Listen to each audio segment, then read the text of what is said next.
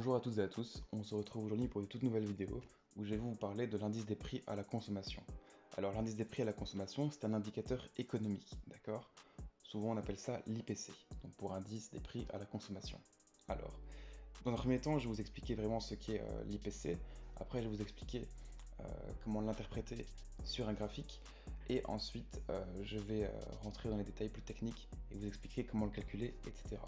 Alors, l'IPC est calculé sur base d'une moyenne des biens et services à la consommation, comme la nourriture, l'électroménager, les transports, la santé, etc. L'IPC, donc l'indice des prix à la consommation, permet de connaître le coût de la vie et le pouvoir d'achat des consommateurs, mais surtout de savoir si le pays en question se trouve dans une période de déflation ou d'inflation.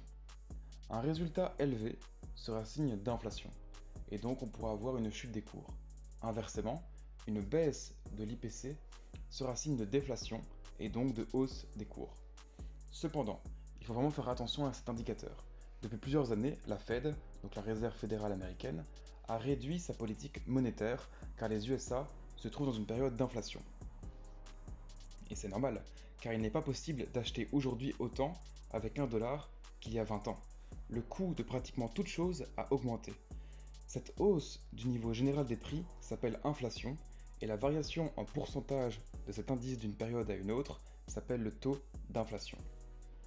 Alors maintenant, on va voir ensemble comment calculer le prix d'un panier de biens et de services. Alors, la mesure du niveau des prix est l'indice des prix à la consommation. D'accord, ça vous avez compris. Elle est calculée par les instituts de statistique des divers pays. La première tâche consiste à collecter les prix de milliers de biens et de services. L'IPC synthétise les biens et services en une seule mesure du niveau général des prix. On pourrait calculer la moyenne de tous les prix, ce qui reviendrait à mettre tous les biens et services sur le même pied. Or, un consommateur achète plus de poulet que de caviar. Donc voilà, le prix du poulet doit avoir une pondération supérieure à celle du caviar. Le prix de chaque bien ou service doit être pondéré par la quantité de ce bien ou service acheté par le consommateur. Si cela est fait, l'indice des prix à la consommation mesure correctement le prix d'un panier donné de biens et de services en toute année courante par rapport au prix du même panier en année de base. Donc voilà, ça paraît fort compliqué, mais je vais vous donner un exemple. Alors, imaginons un consommateur qui achète 5 pommes et 2 oranges chaque mois. Son panier de biens est donc de 5 pommes et de 2 oranges. L'indice des prix à la consommation se calcule alors comme suit.